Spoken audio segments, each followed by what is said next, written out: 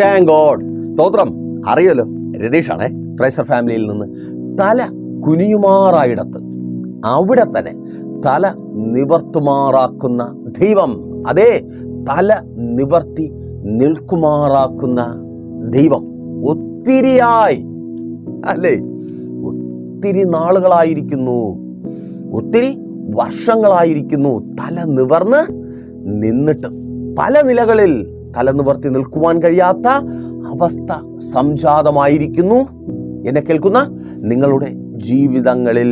മറ്റുള്ളവർക്കുള്ളത് അല്ലെങ്കിൽ നിങ്ങളുടെ ജീവിതത്തിൽ ഉണ്ടാകുമെന്ന് അവർ പ്രതീക്ഷിച്ചത്, ഇന്നലകളിൽ നിങ്ങൾ ലോകത്തോട് പറഞ്ഞത് പലതും നിങ്ങളുടെ ജീവിതത്തിൽ ഇല്ലാത്തതുകൊണ്ട് ആ ഇല്ലായ്മ തലകുനിയലിന് കാരണമായി മാറിയിരിക്കുന്നു. നല്ലൊരു ജോലിയില്ല, അത് നല്ല ജോലിയുള്ള ബന്ധുക്കളുടെ, സുഹൃത്തുക്കളുടെ, കൂട്ടുകാരുടെ മധ്യത്തിൽ തലകുനിയുവാൻ ഇടയാക്കി തീർത്തിരിക്കുന്നു.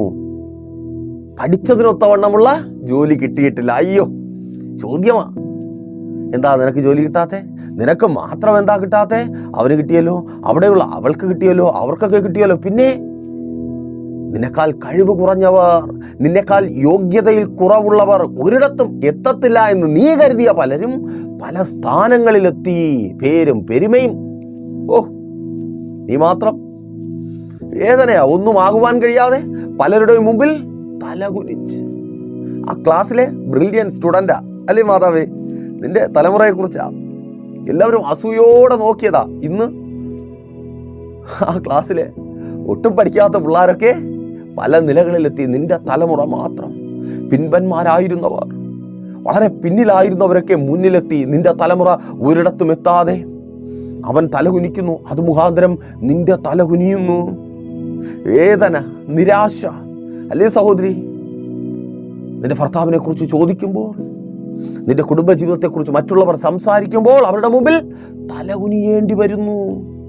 ഭർത്താവിനെ കുറിച്ച് മറ്റുള്ളവർ പറയുന്നത് കേൾക്കുമ്പോൾ, അയ്യോ, ഇങ്ങനെ ഒരു ഭർത്താവിനെയാണല്ലോ എനിക്ക് കിട്ടിയത്. അവരെ പോലെ ഞാൻ കാണുന്ന, അറിയുന്ന ഒത്തിരി പേരുടെ ജീവിതം പോലെ എനിക്ക് അനുഗ്രഹിക്കപ്പെട്ട ഒരു കുടുംബ ജീവിതം ഇല്ലല്ലോ, എൻ്റെ ഭർത്താവ് എനിക്കൊപ്പം നിൽക്കുന്നില്ലല്ലോ എന്നോർത്ത് തലകുനിയേണ്ടി വരുന്നു.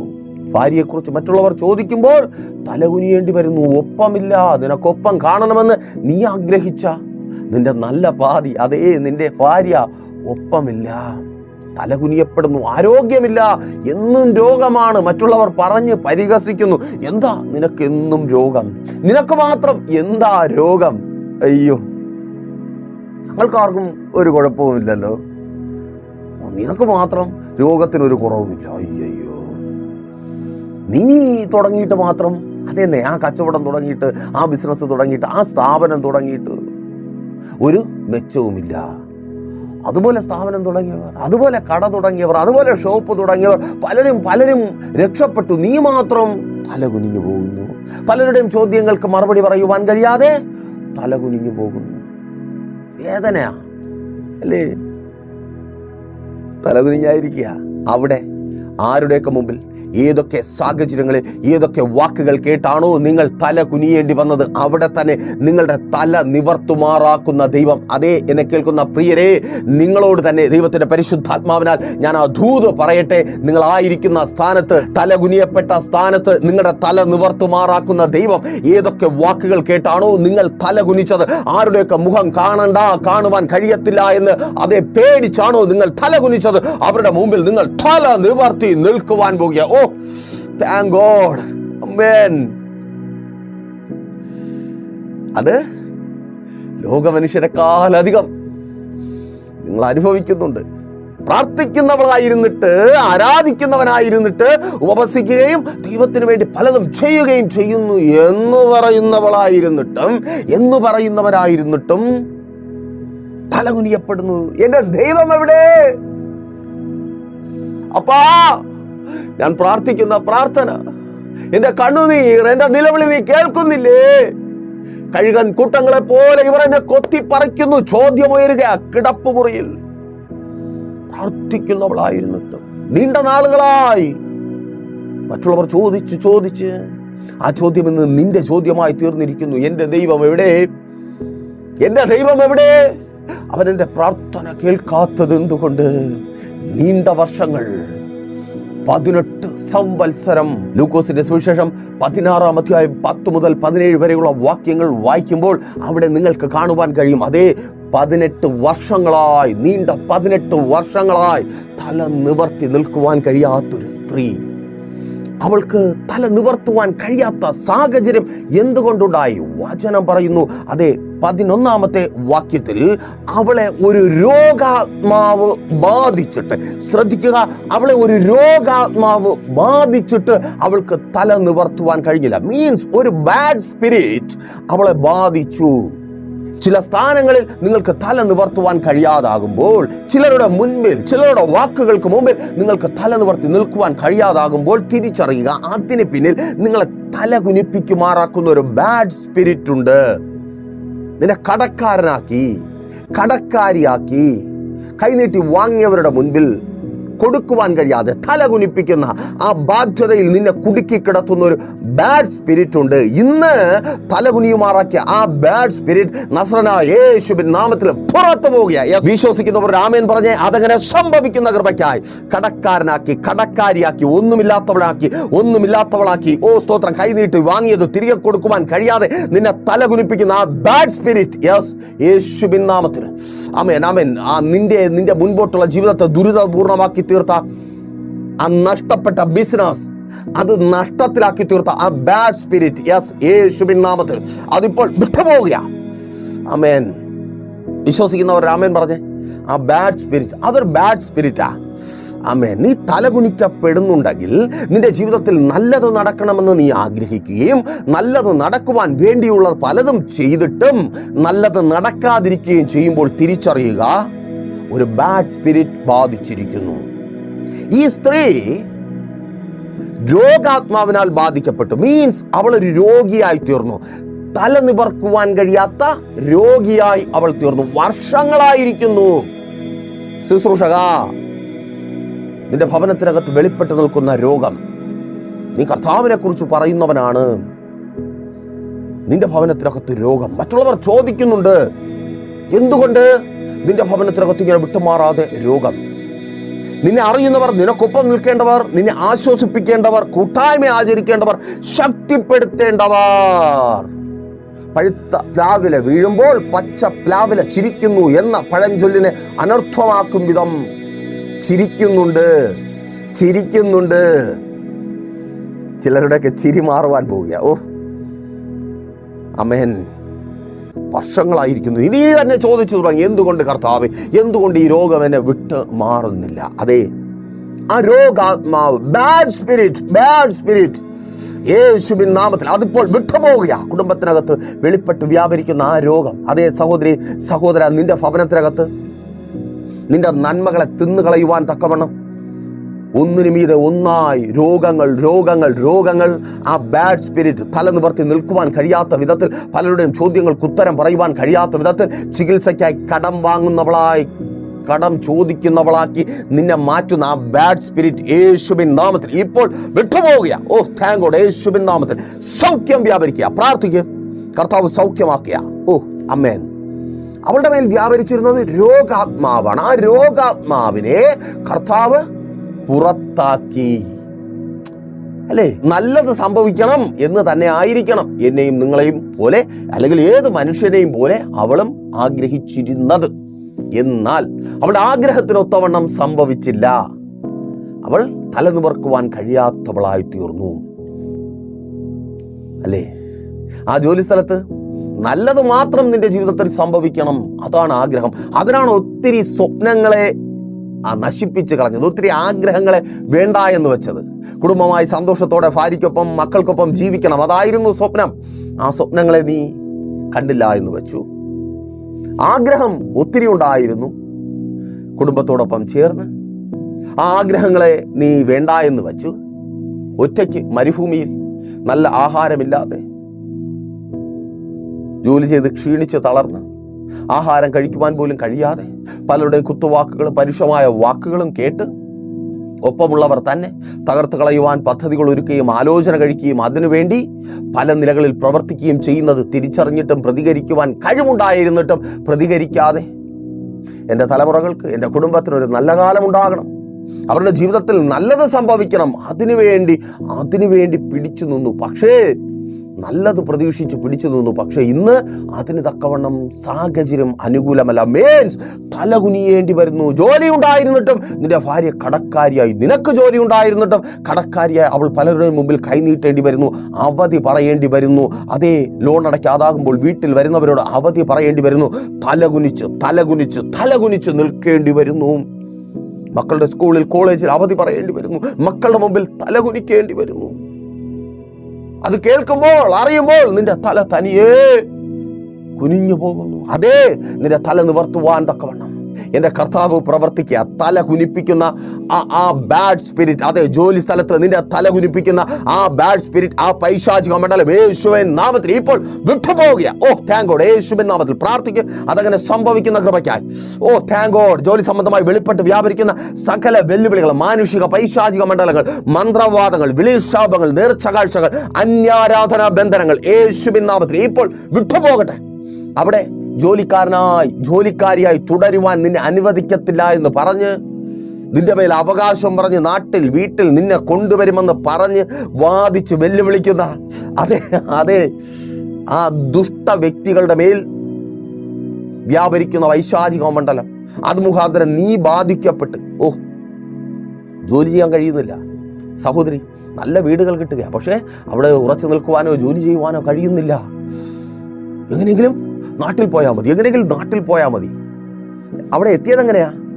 എങ്ങനെയെങ്കിലും എനിക്ക് ഇവിടെ നിന്ന് രക്ഷപ്പെട്ടാൽ മതി, ഈ വീട്ടിൽ നിന്ന് രക്ഷപ്പെട്ടാൽ മതി, ഈ കണ്ണുനീര് ഇനി വയ്യ, ഇനി ഈ സങ്കടം സഹിക്കാൻ മതി, എങ്ങനെയെങ്കിലും രക്ഷപ്പെടാൻ വേണ്ടി കരഞ്ഞു, പ്രാർത്ഥിച്ചു. കർത്താവ് വഴി തുറന്നു, എത്തി. എന്നാൽ ഒരു ബാഡ് സ്പിരിറ്റ് അവിടെ നിൽക്കുവാൻ സമ്മതിക്കുന്നില്ല. ഇവിടെ പറ്റത്തില്ല, എല്ലാം പ്രശ്നമാണ്, നോക്കുന്നിടത്തെല്ലാം പ്രശ്നമാണ്. അതെ, നീ മാത്രമല്ല, ആ രാജ്യത്ത് നിന്നെ പോലെ ജോലി ചെയ്യുന്ന എല്ലാവരും പ്രശ്നത്തിലാണ്. എല്ലാവരും കരയുന്നുണ്ട്, എല്ലാവരും വേദനപ്പെടുന്നുണ്ട്. പക്ഷെ നിനക്ക് പിടിച്ചു നിൽക്കുവാൻ കഴിയുന്നില്ല. തിരികെ പോരണം. ആ ബാഡ് സ്പിരിറ്റ് അത് വിട്ടു പോവുകയാണ്. പ്രാർത്ഥിക്കുവാൻ തയ്യാറാണോ സഹോദരി? ആ ബാഡ് സ്പിരിറ്റ് ഇപ്പോൾ നസ്രായനായ യേശുവിൻ നാമത്തിൽ അത് വിട്ടു പോവുകയാണ്. പിടിച്ചു നിൽക്കുവാൻ കഴിയാത്ത വിധത്തിൽ നിന്റെ ഭവനത്തിനകത്ത് പ്രശ്നങ്ങളെ ഉയർത്തി കേൾക്കുന്നത് മുഴുവൻ ഭർത്താവിനെ കുറിച്ച്, മക്കളെ കുറിച്ച്, മോശം കാര്യങ്ങളാ. ആരോടെയാ കേൾക്കുന്നത്? ചിന്തിച്ചിട്ടുണ്ടോ? നിന്റെ നല്ലത് കാണണമെന്ന്, നീ നന്നായിരിക്കണമെന്ന് ആഗ്രഹിക്കുന്നവരിലൂടെയാണോ? അല്ല. എൻ്റെ പൊന്നു പെങ്ങളെ, നീ പൊട്ടിയാവരുതേ. നിന്നെക്കുറിച്ച് അപവാദങ്ങൾ പറഞ്ഞുകൊണ്ടിരുന്ന, ഇന്നലകളിൽ നിന്നെ തകർക്കുവാൻ നോക്കിക്കൊണ്ടിരുന്ന, ഒരവസരം അന്വേഷിച്ചു കൊണ്ടിരുന്ന നിനക്ക് തന്നെ അറിയാം, നിനക്ക് പണി തരാൻ വേണ്ടി പലവട്ടം പലതും ചെയ്തവരാണെന്ന് അവരാ പറയുന്നേ. നിന്റെ ഭർത്താവ് അവിടെ നിൽക്കുന്നു, ഇവിടെ നിൽക്കുന്നു, ഇപ്പൊ അങ്ങനെയാണ് പറഞ്ഞ് ഇപ്പൊ നീ ഫോൺ വിളിക്കുമ്പോ ഭർത്താവിന്റെ ഫോൺ ബിസി ആണെങ്കിൽ, മക്കളെ കുറിച്ച് പലരും പറയുന്നത് കേട്ട് മക്കൾ എന്ത് ചെയ്താലും സംശയത്തോടെ നോക്കി നിന്നെ ഒന്നും ചെയ്യുവാൻ കഴിയാത്തത് കൊണ്ട് നിന്നെ മാനസികമായി തകർക്കുവാനുള്ള ഒരു സൈക്കോളജിക്കൽ മൂവ്മെന്റ്. അതേന്നേ, പിശാചിന്റെ തന്ത്രങ്ങൾ നിനക്ക് അറിയാത്തത് കൊണ്ടാ. സ്തോത്രം. നീ സ്വസ്ഥമായിരിക്കുവാൻ അനുവദിക്കത്തില്ല. നിന്നെ തലകുനിപ്പിക്കുവാൻ വേണ്ടി പലതും പറഞ്ഞ് കുടുംബത്തിനകത്ത് കലഹവും ഉണ്ടാക്കുന്ന ചില വ്യക്തികളുടെ മേൽ വ്യാപരിക്കുന്ന ആ ബാഡ് സ്പിരിറ്റ്, യേശുവിൻ നാമത്തിൽ ആ പൈശാചിക മണ്ഡലം ഇപ്പോൾ നിന്നെ വിട്ട് മാറിപ്പോകുക. Thank God. യേശുവിൻ നാമത്തിൽ പ്രാർത്ഥിക്കുക അതങ്ങനെ സംഭവിക്കുന്ന കൃപയ്ക്ക്. നിന്റെ കുടുംബത്തിനകത്ത് സ്വസ്ഥതയും സമാധാനവും ഉണ്ടാകരുതെന്ന് പറഞ്ഞ് വെളിപ്പെട്ട് വ്യാപരിക്കുന്ന ബാഡ് സ്പിരിറ്റ് ഭർത്താവുമായി സ്നേഹത്തോടെ ഐക്യത്തോടെ ചേർന്ന് പോകുവാൻ കഴിയാത്ത വിധത്തിൽ ഒന്ന് പറഞ്ഞ് രണ്ട് വഴക്കാണ്. പിന്നെ കൈനീട്ടലായി നാട്ടുകാർ മധ്യസ്ഥം പറയാൻ വരേണ്ടി വരുന്നു. പിറ്റേന്ന് തല നിവർത്തുവാൻ കഴിയുന്നില്ല. അയ്യോ, ഇന്നലെ എന്തൊക്കെയാ എന്നെക്കുറിച്ച് എൻ്റെ ഭർത്താവ് പറഞ്ഞത്, എൻ്റെ ഭർത്താവിനെ കുറിച്ച് ഞാൻ പറഞ്ഞത്. തലകുനിപ്പിക്കുന്നു, അറപ്പിക്കുന്ന വാക്കുകൾ പറഞ്ഞ് മറ്റുള്ളവരുടെ മുമ്പിൽ സ്വയം, മറ്റാരുമല്ല സ്വയം ചോദിക്കുന്നില്ലേ, എങ്ങനെ എനിക്ക് ഈ വാക്കുകൾ പറയുവാൻ കഴിഞ്ഞു?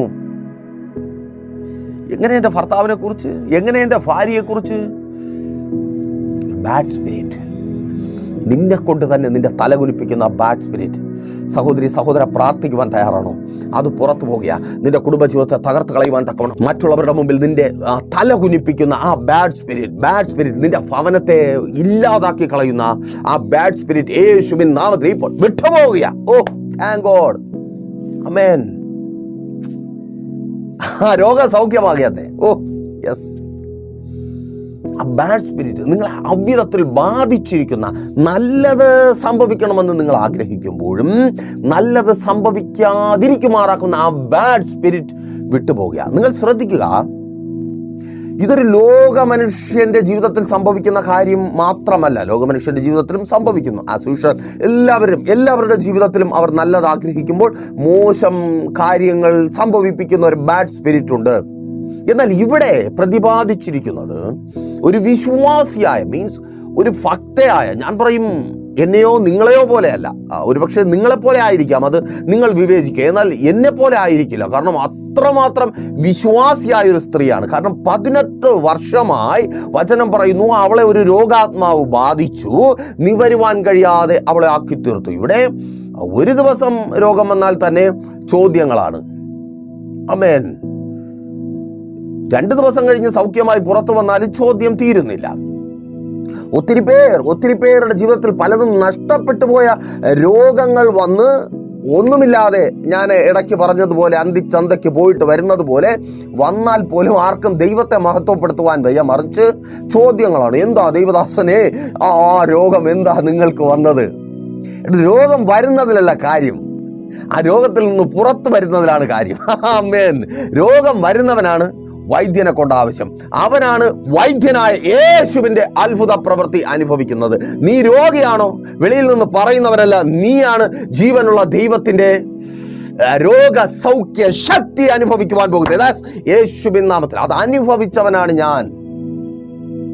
സ്തോത്രം. പറയുന്നതിൽ സന്തോഷമേ ഉള്ളൂ. അത് അനുഭവിച്ചവനാണ്. പക്ഷെ ചോദ്യം ചോദിച്ചവർ ഇപ്പോഴും അങ്ങനെ എന്തുകൊണ്ട് വന്നു? പോടടേ, വന്ന് അത് കഴിഞ്ഞ് ഞാൻ വീണ്ടും തിരിച്ചു വന്നു, വീണ്ടും ശുശ്രൂഷിക്കുന്നു, പഴയതിലും അധികം ശക്തിയോടെ തിരുമ്പി വന്നിട്ടേൻ. കാരണം എനിക്കൊപ്പം ഒരുവനുണ്ട്. അവനെ രോഗിയാക്കി. അല്ലേ? എങ്ങനെയാ? അടിച്ച് ചമ്മട്ടി കൊണ്ട് അടിച്ച് പുറം ഉഴവുചാല് പോലെ കീറി അവനെ രോഗിയാക്കി. തലമേൽ മുൾക്കിരീടം വച്ച് അതിനുമേൽ കോല് കൊണ്ട് അടിച്ച് അവനെ തലയ്ക്കകത്ത് രോഗമുള്ളവനാക്കി മാറ്റി, മസ്തിഷ്കത്തിൽ രോഗമുള്ളവനാക്കി മാറ്റി. നിങ്ങൾ അറിയുന്ന ആരുടെയെങ്കിലും കുടുംബത്തിനകത്ത്, തലയ്ക്കകത്ത്, മസ്തിഷ്കത്തിനകത്ത് ഒരു രോഗം, വലുതൊന്നും വേണ്ട, ഒരു നീർക്കെട്ട്, നമ്മളിങ്ങനെ കുടിക്കുന്ന വെള്ളം, അതിലൊരൽപ്പം തലയ്ക്കകത്ത് നിന്നാൽ, കുടിക്കുന്ന വെള്ളം എന്ന് പറയുമ്പോൾ ഈ വെള്ളം തലയ്ക്കകത്ത് നിൽക്കുന്നതല്ല, വെള്ളം നീർക്കെട്ട് നിന്നാൽ ഡോക്ടർമാർ ചോദിക്കും, ഇനി ഞങ്ങൾ എന്ത് ചെയ്യാൻ? അല്ലേ? തലയൊന്ന് കട്ടിയുള്ള തലയോട്ടിയാ. ഏറ്റവും അവസാനം നശിക്കുന്നത് തലയോട്ടിയാ. എവിടെയെങ്കിലും ഒന്ന് തട്ടിയാൽ, അകത്തൽപ്പം രക്തം കട്ട പിടിച്ചാൽ ഡോക്ടർമാർ ചോദിക്കും, ഞങ്ങൾ ഇനി എന്ത് ചെയ്യും? അത്രമാത്രം ഒന്നും ചെയ്യുവാൻ കഴിയാത്ത ആ സ്ഥാനത്ത് ജോസീഫസ് എന്ന ചരിത്രകാരൻ പറയുന്നു, അവന്റെ തലമേൽ കിരീടമായി മെടഞ്ഞു വെച്ച ആ മുൾച്ചെടിയുടെ മുള്ളുകൾക്ക് 3 ഇഞ്ചിലധികം നീളമുണ്ട്. മാത്രമല്ല, ആ കാലഘട്ടത്തിൽ ആ സംഭവം കണ്ടവരുടെ, അതെ, ആ തലമുറയിൽ പെട്ടവർ പറഞ്ഞുകൊടുത്തു ആരോട്? ജോസീഫസിനോട്.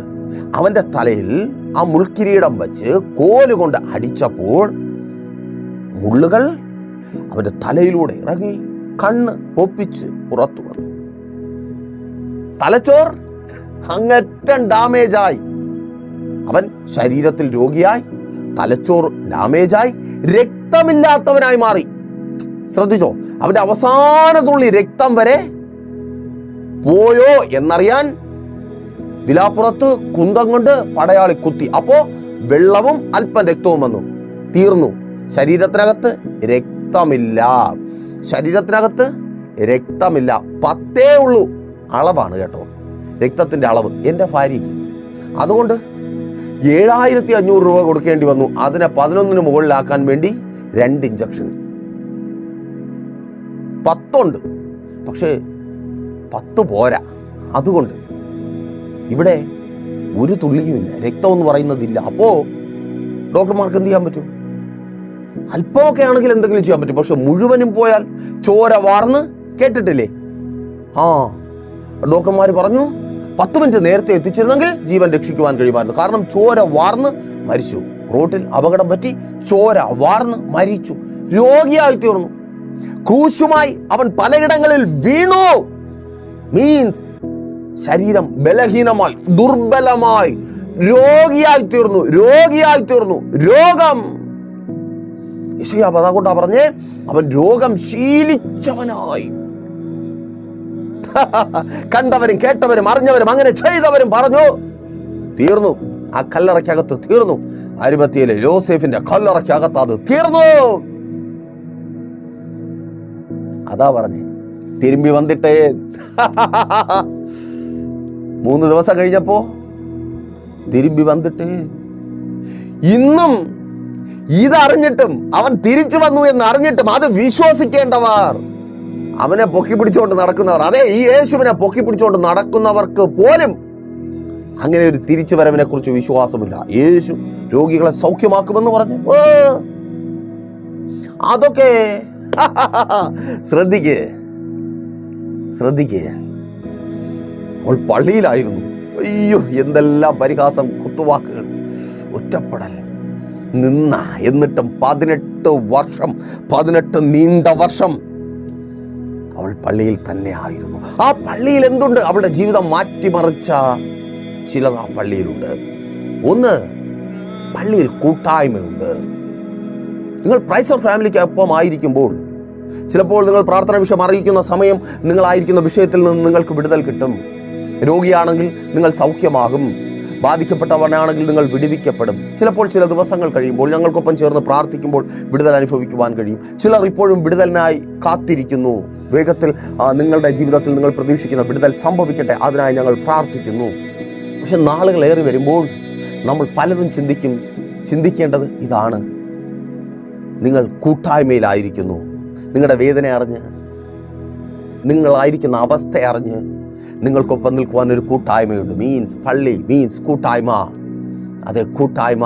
നിങ്ങൾക്കൊരു കൂട്ടായ്മ ആവശ്യം. അല്ലെങ്കിൽ നിങ്ങൾ തളർന്നു പോകും, അല്ലെങ്കിൽ നിങ്ങൾ മതിയാക്കും, ഇനി മുൻപോട്ട് പോകുവാൻ കഴിയത്തില്ല എന്ന് പറഞ്ഞ് നിങ്ങൾ മതിയാക്കും. പിശാച് നിങ്ങൾ അവിധത്തിലാക്കും. പിശാചിന്റെ ഏജന്റുമാർ നിങ്ങൾ അങ്ങനെ ചിതറിച്ചു കളയും.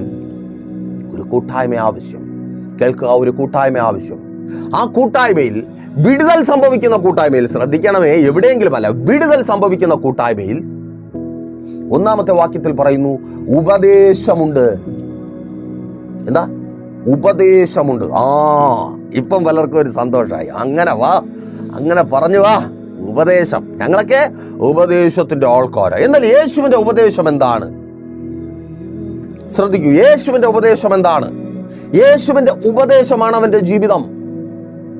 അവന്റെ 3.5 വർഷക്കാലത്തെ ജീവിതമാണ് യേശുവിന്റെ ഉപദേശം. 4 സുവിശേഷങ്ങളിൽ നിങ്ങൾക്കത് കാണുവാൻ കഴിയും. യേശു എന്തുപദേശിച്ചുവോ അവൻ അങ്ങനെ ജീവിച്ചു. അപ്പോൾ അവന്റെ ജീവിതം തന്നെയാണ് ഉപദേശം. അവൻ എങ്ങനെ ആയിരിക്കണം, എങ്ങനെയാണ് ദൈവവും മനുഷ്യരുമായുള്ള ബന്ധം, എന്താണ് ദൈവത്തിൽ നിന്ന് അവന് കിട്ടുവാൻ പോകുന്നത്, അതവൻ ജീവിച്ചും ചെയ്യിപ്പിച്ചും കാണിച്ചു. അപ്പോ യേശുവിന്റെ ഉപദേശം എന്താണ്? രോഗികൾക്ക് സൗഖ്യം. അത് തന്നെയാണ് അവൻ ചെയ്തത്. ഭൂതങ്ങളിൽ നിന്നുള്ള വിടുതൽ, അതാണ് അവൻ ചെയ്തത്. പാപങ്ങളിൽ നിന്നുള്ള മോചനം, അതാണ് അവൻ ചെയ്തത്. ഇല്ലായ്മയിൽ നിന്നുള്ള മാറ്റം, അതാണ് അവൻ ചെയ്തത്. ശൂന്യത അവൻ നിറച്ചു, ബന്ധനങ്ങളെ അഴിച്ചു, കെട്ടുകളെ പൊട്ടിച്ചു, മരിച്ചവനെ ഉയർപ്പിച്ചു. യെസ്, അത്ഭുതങ്ങളും അടയാളങ്ങളും, അത് തന്നെയാണ് യേശുവിന്റെ ഉപദേശം. ബൈബിൾ വായിച്ചു നോക്ക്. ചിരി മാറിയോ? സംശയമുണ്ടോ? നോക്കിയേ, ഇനി നിങ്ങൾ പറയുന്ന ആ ഉപദേശം അതെന്താ? അതുകൊണ്ടവിടെ ലൂക്കോസിന്റെ സുവിശേഷം അതേ 13-ാം അധ്യായം അതിൻ്റെ 14-ാമത്തെ വാക്യത്തിൽ, യേശു ശബത്തിൽ സൗഖ്യമാക്കിയത് കൊണ്ട് പള്ളിപ്രമാണി നീരസപ്പെട്ടു. ഉപദേശം, പള്ളിക്കാരുടെ കയ്യിലുള്ള ഉപദേശം. പുരുഷാരത്തോട്, വേല ചെയ്യുവാൻ 6 ദിവസമുണ്ടല്ലോ, അതിനകം വന്ന് സൗഖ്യം വരുത്തിക്കൊള്ളുവിൻ, ശബത്തിൽ അരുതു എന്ന് പറഞ്ഞു. ഉപദേശമാണ്. ഒരു മണ്ണിനും കൊള്ളാത്ത കുറെ ഉപദേശം, മനുഷ്യനെ നശിപ്പിക്കുന്ന, അവൻ്റെ ജീവിതത്തിൽ യാതൊരു പ്രയോജനവുമില്ലാത്ത, തലമുറകളെ ചെന്നായ്ക്കൾക്ക് വിട്ടുകൊടുക്കുന്ന ഉപദേശം, സ്നേഹിക്കുവാൻ കഴിയാതെ, പരസ്പരം ആശ്വസിപ്പിക്കുവാൻ കഴിയാതെ. അതെ, ആ വൃത്തികെട്ട, ഞാൻ പറഞ്ഞതല്ലേ കേട്ടോ, എൻ്റെ പൊന്നെ, ബൈബിള് പറഞ്ഞതാ. അവിടെ ഉപദേശമുണ്ട്. ആ ഉപദേശമല്ല, യേശുവിൻ്റെ ഉപദേശം. യേശുവിൻ്റെ ഉപദേശമുള്ളയിടത്ത്, കൂട്ടായ്മ ഉള്ളയിടത്ത് അവൻ നിങ്ങളെ നിവർത്തി നിർത്തും. ഓ താങ്ക് ഗോഡ്. അവിടെ നിങ്ങൾ തലകുനിക്കപ്പെട്ടുവെങ്കിൽ കർത്താവ് നിങ്ങളെ ഉയർത്തി നിർത്തും. എവിടെ നിങ്ങളുടെ ഇല്ലായ്മ മുഖാന്തരം ശത്രു നിങ്ങളിൽ നിന്ന് പലതും കവർന്നതുകൊണ്ട്, നിങ്ങൾ പല നിലകളിൽ പിശാചിനാൽ ബാധിക്കപ്പെട്ടത് കൊണ്ട് തലകുനിച്ചുവോ, അവിടെ അവൻ നിങ്ങളെ ഉയർത്തി നിർത്തും. നോക്കൂ, അവിടെ ഇങ്ങനെ രേഖപ്പെടുത്തപ്പെട്ടിരിക്കുന്നു. 16-ാമത്തെ വാക്യത്തിലാണ് കേട്ടോ. എന്നാൽ സാത്താൻ 18 സംവത്സരമായി ബന്ധിച്ചിരുന്ന ആബ്രഹാമിന്റെ മകളായ ഇവളെ ശബത്ത് നാളിൽ, ഉപദേശമൊക്കെ എടുത്ത് കളഞ്ഞിട്ട് ഈ ബന്ധനം അഴിച്ചു വിടേണ്ടതല്ലയോ എന്ന് ഉത്തരം പറഞ്ഞു. അപ്പോ 17 പറയുന്നു, അവന്റെ വിരോധികളെല്ലാവരും നാണിച്ചു. വിരോധികളുണ്ടെന്നേ. യേശു അത്ഭുതം പ്രവർത്തിക്കുമെന്ന് പറയുമ്പോൾ വിരോധികളുണ്ട്. അവർ നാണിക്കപ്പെടുന്നത് നിങ്ങളിലൂടെയാണ്. നിങ്ങളിൽ എൻ്റെ കർത്താവ് അത്ഭുതം പ്രവർത്തിക്കുമ്പോൾ അവൻ നാണിക്കും. അവിധത്തിൽ അവർ നാണിക്കുവാൻ തക്കവണ്ണം യേശു നിങ്ങളിൽ അത്ഭുതം പ്രവർത്തിക്കട്ടെ, നിങ്ങളെ തല നിവർത്തുമാറാകട്ടെ. അപ്പോൾ മെസ്സേജ് നിങ്ങൾക്ക് അനുഗ്രഹമായെന്ന് കരുതുന്നു. അനുഗ്രഹ ബാങ്കിൽ ചെയ്യും നിങ്ങൾ അറിയുന്ന ഒത്തിരി പേരെ ഈ പ്രോഗ്രാമിലേക്ക് കൂട്ടിവരുത്തുക, ഈ മെസ്സേജുകൾ ഷെയർ ചെയ്യുക. ഒരു പ്രാർത്ഥന വിഷയമായി നിങ്ങൾ ഭാരത്തോടെ ആയിരിക്കുന്നുവെങ്കിൽ ധൈര്യമായി പ്രൈസർ ഫാമിലിയിലേക്ക് കോൺടാക്ട് ചെയ്യുക. ഞങ്ങളുടെ ഉപദേശം യേശുവിൻ്റെ ജീവിതമാണ്. നിങ്ങൾ അത്ഭുതം കാണും. നിങ്ങൾ തലകുനിയപ്പെട്ട സ്ഥാനത്ത് അവൻ നിങ്ങളുടെ തല നിവർത്തും. ഇതുപോലുള്ള അനുഗ്രഹിക്കപ്പെട്ട മെസ്സേജുകൾ എല്ലാ ദിവസങ്ങളിലും കണ്ട് നിങ്ങളുടെ ഓരോ ദിവസത്തെയും അനുഗ്രഹപൂർണ്ണമാക്കണമെങ്കിൽ പ്രൈസർ ഫാമിലി ഗ്ലോബൽ എന്ന ഞങ്ങളുടെ യൂട്യൂബ് ചാനൽ സന്ദർശിക്കുക. ഞായറാഴ്ചകളിൽ ലൈവായി സഭാരാധന നിങ്ങൾക്ക് വീക്ഷിക്കുവാൻ കഴിയും. നിങ്ങൾക്കൊരു സഭാരാധന മിസ് ചെയ്യുന്ന പക്ഷം, അഥവാ നിങ്ങൾക്കൊരു പള്ളിയിൽ പോകുവാൻ കഴിയാത്ത സാഹചര്യത്തിൽ സഭാരാധനയ്ക്കൊപ്പമായിരിക്കുവാൻ കഴിയും. അതുപോലെ ഈ പ്രോഗ്രാം നിങ്ങളിലേക്ക് എത്തിച്ചേരുവാൻ കാരണമായത് ഒരു കുടുംബം ഈ പ്രോഗ്രാം സ്പോൺസർ ചെയ്തതുകൊണ്ടാണ്. നിങ്ങൾക്കും അവസരമുണ്ട് അനേകരിലേക്ക് ഈ പ്രോഗ്രാം സ്പോൺസർ ചെയ്ത് എത്തിക്കുവാൻ. അതിനായി കോൺടാക്ട് ചെയ്യുക. എന്നാൽ കണ്ണടച്ചോ, വിശ്വസ്ത കർത്താവേ നല്ല ദൈവമേ, അനുഗ്രഹീതമായിരിക്കുന്ന നല്ല സമയം. അടിയനെ കേൾക്കുന്നവർ പല നിലകൾ ആ ബാഡ് സ്പിരിറ്റിനാൽ ബാധിക്കപ്പെട്ടായിരിക്കുന്നു. ആ ദുരാത്മാവ് ഇപ്പോൾ വിട്ടുപോകട്ടെ. രോഗികളാക്കി വെല്ലുവിളിക്കുന്ന ആ രോഗാത്മാവ് യേശുവിൻ നാമത്തിൽ വിട്ടുപോകട്ടെ. പ്രാർത്ഥിക്കുക. വർഷങ്ങളായുള്ള രോഗങ്ങൾ സൗഖ്യമാകുക. ഓ താങ്ക് ഗോഡ്. യേശുവിൻ നാമത്തിൽ രോഗാത്മാവ് വിട്ടുപോകട്ടെ. രോഗികൾ സൗഖ്യമാകട്ടെ. തലമുറകൾ വിടിവിക്കപ്പെടട്ടെ. തലമുറകളുടെ ഭാവിക്ക് വിരോധമായി കെട്ടപ്പെട്ട കെട്ടുകൾ, പൈശാചികമായ വെല്ലുവിളികൾ, പാരമ്പര്യ പോരുകളായിട്ട് വിദ്യാഭ്യാസത്തെ തകർത്ത്, ബുദ്ധിയെ കെട്ടി, അച്ചടക്കത്തെ നശിപ്പിച്ച് അവരെ വീട്ടിനകത്ത് ഒതുക്കി കളയുന്ന വെല്ലുവിളി അഴിയട്ടെ. ഉപരിപഠന സാഹചര്യങ്ങൾ ഒരുങ്ങട്ടെ. അപ്പാ വഴികൾ ഇവർക്ക് മുമ്പിൽ തുറക്കപ്പെടട്ടെ. അഡ്മിഷനുകൾ കിട്ടട്ടെ. സ്തോത്ര റിസൾട്ടുകൾ ഉണ്ടാകട്ടെ. മത്സര പരീക്ഷകൾ റിസൾട്ടുകൾ ഉണ്ടാകട്ടെ. വിവാഹങ്ങൾ നടക്കട്ടെ.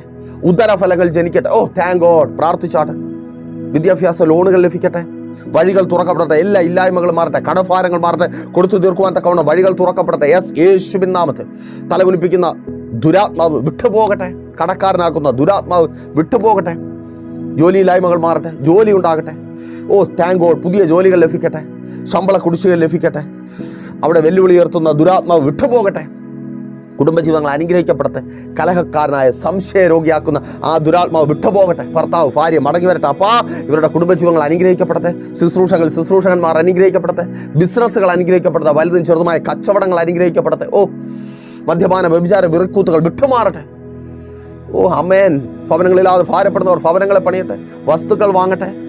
വാഹനങ്ങൾ വാങ്ങട്ടെ. അപ്പാ ഇതുവരുടെ അത്ഭുതത്തിന്റെ ദിവസമായി തീരട്ടെ. പിതാവിന്റെ പുത്രന്റെ പരിശുദ്ധാത്മാവിന്റെ നാമത്തിൽ ഈ ജനത്തെ അടിയൻ അനുഗ്രഹിച്ചു പ്രാർത്ഥിക്കുന്നു. അനുഗ്രഹമാക്കി പരിപാലിക്കും. വലിയ സാക്ഷ്യത്തിനായി ഒരുക്കും. പ്രാർത്ഥനയുടെ കൃപയ്ക്കായി സ്തുതിക്കുന്നു. യേശുവിൻ നാമത്തിൽ തന്നെ ആമേൻ. അപ്പോൾ മറക്കാതെ നിങ്ങളുടെ വിലയേറിയ അഭിപ്രായങ്ങളും നിർദ്ദേശങ്ങളും ഞങ്ങളെ അറിയിക്കുമല്ലോ.